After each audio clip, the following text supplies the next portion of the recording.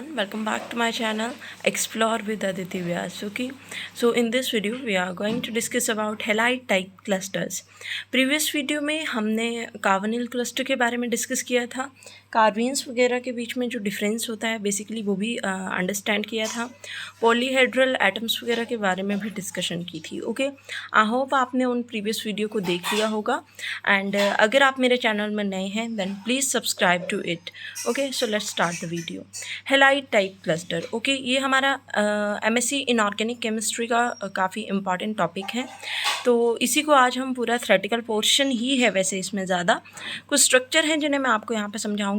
Hand written notes यहाँ पे आपको प्रोवाइड हो जाएंगे. ओके, तो जो डाई न्यूक्लियर हेलाइड क्लस्टर होते हैं उनका जनरल फार्मूला होता है ये जो मैंने यहाँ पे लिखा हुआ है. ठीक है, और जो क्लस्टर्स होते हैं उनमें फॉलोइंग फीचर्स होने चाहिए कि मेटल मेटल का जो बॉन्ड होगा वो काफ़ी शॉर्ट होगा, और मतलब ऐसा नहीं है कि उनका जो बॉन्ड है उसके बीच में काफ़ी डिस्टेंस हो जाएगा या फिर अनडिफाइंड जो डिस्टेंस रहेगा, बट नहीं, उनका जो बॉन्ड रहेगा वो काफ़ी शॉर्ट रहेगा. ठीक है, और वो पोजेस करते हैं एक्लिप्स कन्फर्मेशन, ना कि स्टैगर्ड कन्फर्मेशन. और इसका रीज़न ये है कि जब हम वॉन्डर वॉल रेडियाई का सम करते हैं ना between the two chlorine nuclei या क्लोरीन एटम, तो वो जो हमारा एक्सपेरिमेंटल वैल्यू होती है वो ऑब्जर्व से ज़्यादा आ जाती है. ठीक है, तो इसलिए स्टैगर्ड कन्फर्मेशन जो है वो ज़्यादा स्टेबल होती है, बट जो स्ट्रक्चर शो किया जाता है दैट इज़ एक्लिप्स स्ट्रक्चर. तो यहाँ पे हमने ये स्ट्रक्चर बनाए हुए हैं. ठीक है, जिसको हमने यहाँ थ्योरेटिकल पोर्शन में लिखा हुआ है. ठीक है, now come to the structure of halide cluster. तो ये तो आ गया आपका कि किस तरह से हेलाइड क्लस्टर में स्ट्रक्चर बनेगा, किस टाइप की उसमें बॉन्डिंग होगी, कौन कौन से बॉन्डिंग ऑर्बिटल उसमें पार्टिसिपेट करेंगे, किस तरह से वो एक्लिप्स्ड जो कन्फर्मेशन है उसको शो करेगा.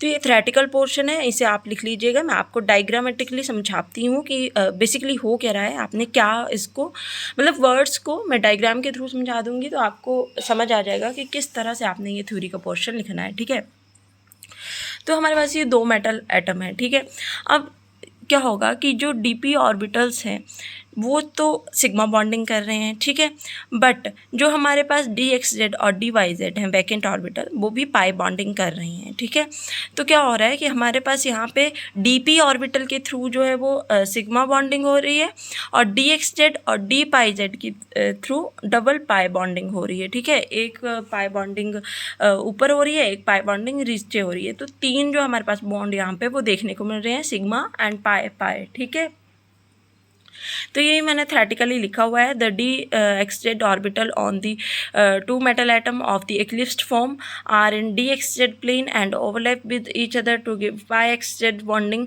तो यही सारा वही है चीज़ें कि किस तरह से बॉन्डिंग हो रही है, क्या स्ट्रक्चर बन रहा है, किस तरह से हमारे पास स्ट्रक्चर आ रहा है. ठीक है, तो ये मैंने बॉन्डिंग शो की है कि किस तरह से पाई एक्स जेड में बॉन्डिंग हो रही है. ठीक है, और ये है पाई बाई जेड, किस तरह से पाई बाई जेड में बॉन्डिंग हो रही है. क्योंकि हमारे पास जो पाई बॉन्डिंग शो कर रहे हैं वो कौन शो कर रहे हैं, एक डी एक्स जेड, एक डी वाई जेड. तो यहाँ पे हमने पाई पाई ले लिया है. ठीक है, तो ये इसका एक्स प्लेन है, ये इसका जेड प्लेन है. अब इसमें ये बॉन्डिंग हो रही है बिटवीन टू मेटल एटम. ठीक है, और ये हमारा वाई पाई जेड है, ये वाई प्लेन है, ये जेड प्लेन है, और between two metal atom again bonding हो रही है. ठीक है, तो उसके बाद आ जाता है कि किस तरह से बॉन्डिंग हुई.